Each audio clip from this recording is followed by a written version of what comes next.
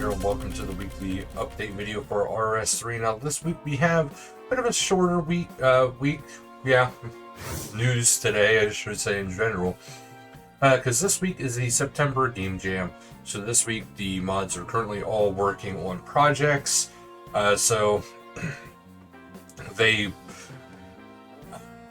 working on all sorts of stuff. So the one I seen recently was just the fact of that there's going to be some of the visual updates, which I always look forward to those two. Those teams do a magnificent job. The only thing that I'm not entirely thrilled about is they put a little clause on here. It says, please note that everything shown is subject to internal reviews, scheduling, and testing processes. While these projects may appear complete in some places, all Game Jam projects take significant amount of additional work to implement.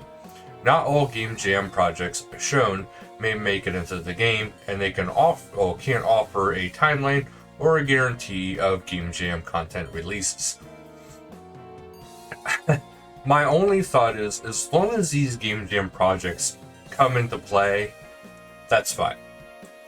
But if they're saying that some of these projects might never come into play, I think that's kind of disappointing because, you know, obviously whoever the JMod was working on it, or JMods, it's kind of a big deal to them, and this is kind of their project. Not to mention, usually from what I've seen, a lot of the Game Jam projects, if not all of them, are usually pretty popular amongst the community. So it'd be very disappointing to see them say, no, because it doesn't fit right. We don't want to put in the extra work to make sure it works.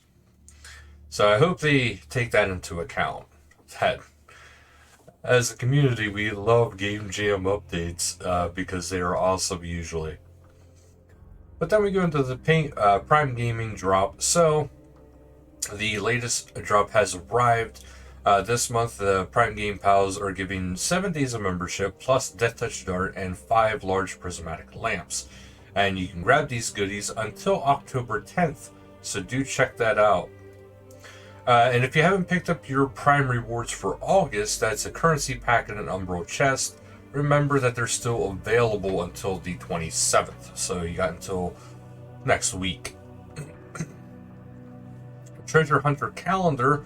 Right now we have Rainbow's End, and that'll be going until September 20th, so we only really have a couple days of that.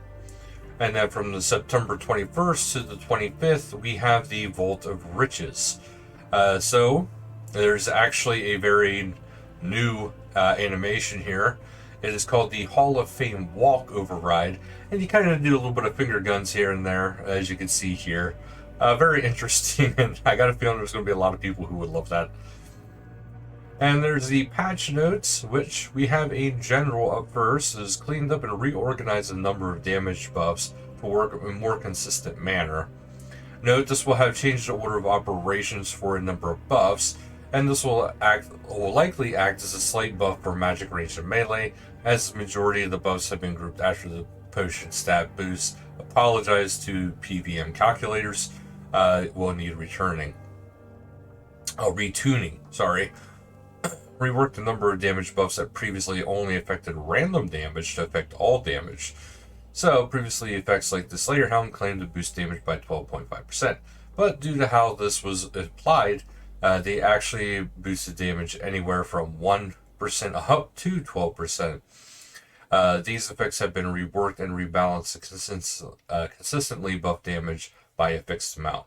So the Slayer Helmet rebalance from 12.5% to a 7.5% total at the lowest tier, 9.5% at the highest tier. Genocidal rebalance from a 7% random damage to a 5% total damage when fully stacked. 443 Guardhouse buff values remain the same, changed from a random to a total. Revenge rebalance from a 10% random damage per stack to a 5% random damage per stack. Spendthrift values remain the same, random damage changed to total damage. The examine text for the Protean planks and logs have been updated to better reflect how they work.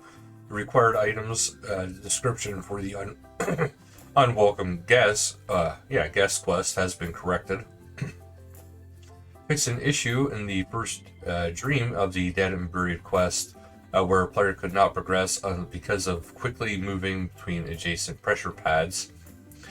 All fletched items that were non-specific to quests for promos now have fletching XP buffs applied.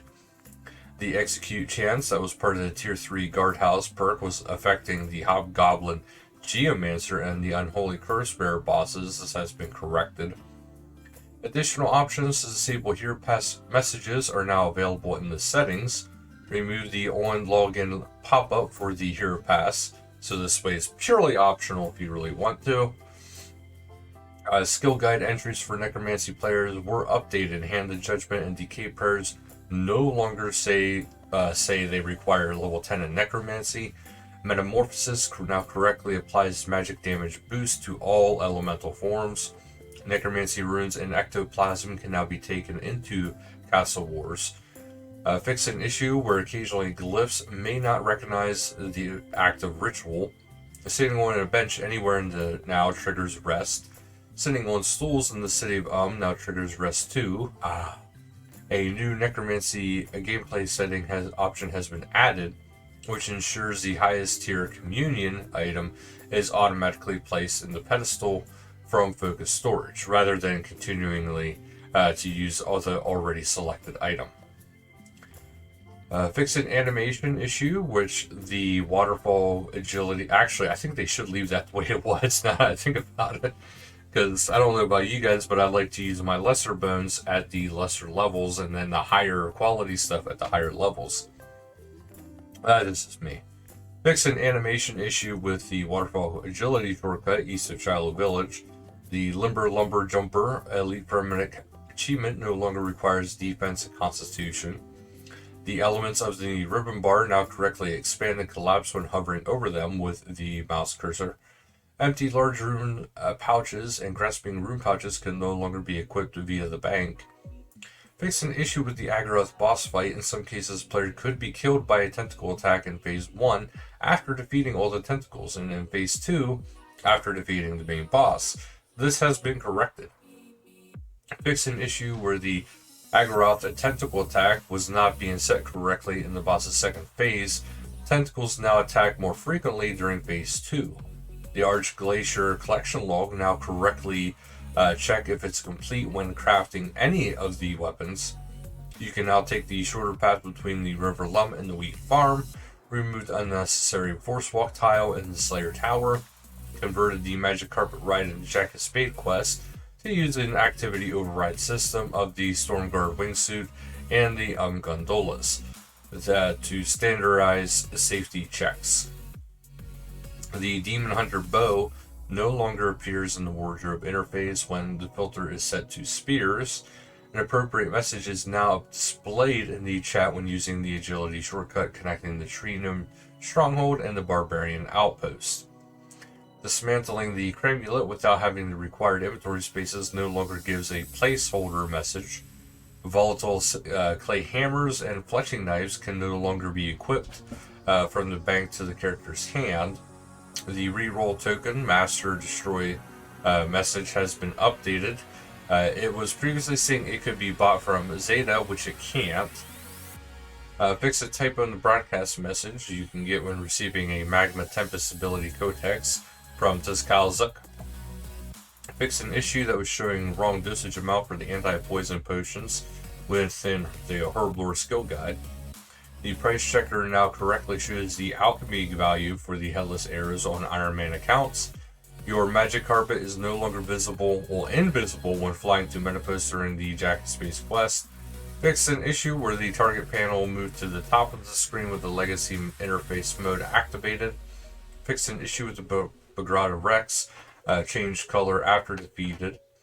Players no longer require a bank pin to clear Nastros, a reminder that a week has elapsed since they last requested a skill reset. The dive and bladed dive abilities are now are always displayed in the ability book once unlocked.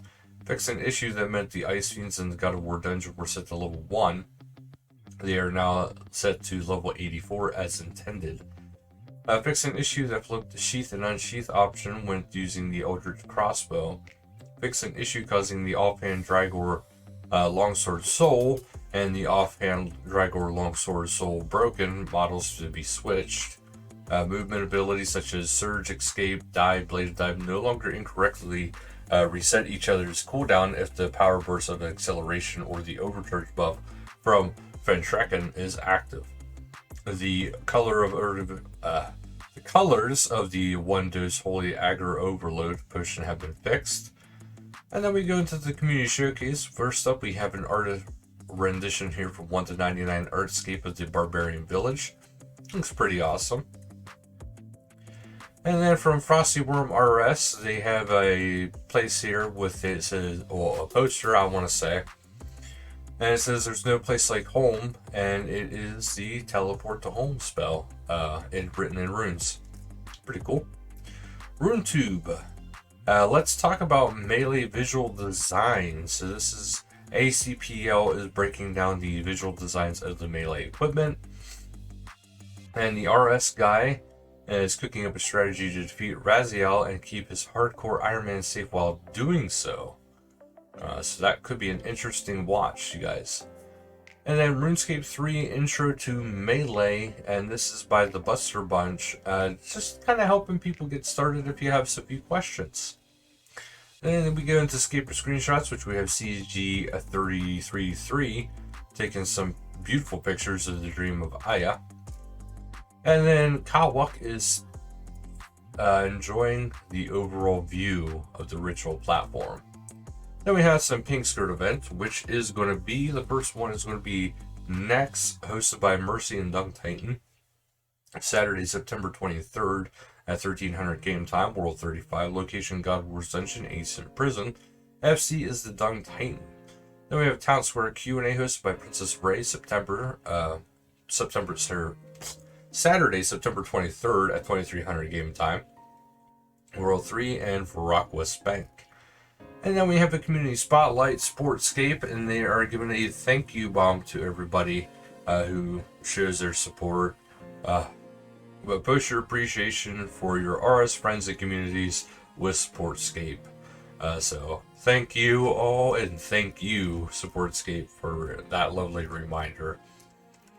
But that is everything for this week. I will say there was some news regarding the Hero Pass and the daily challenges. The daily challenges are looking to be restored in October. So I know it's a little bit further out than probably what some people would like, but it is going to be getting restored. So there will be that coming here within, a couple weeks. So that's not too bad. Still within the range that they set about. And also, there's no further update on the overall changes of what is going to be all going on, what is staying and what is not staying with the Hero Pass. So far, it still looks like the content buffs are still removed, as well as buying your way through it. Everything else still seems to be a go if you are enjoying the Heroes Pass. I know I'm enjoying it. I mean, obviously I'm not burning through it, but I haven't been really playing a whole lot of RS3, so it's not too bad. But that'll do it for this video, so thank you guys so much for watching. And until next time, later guys.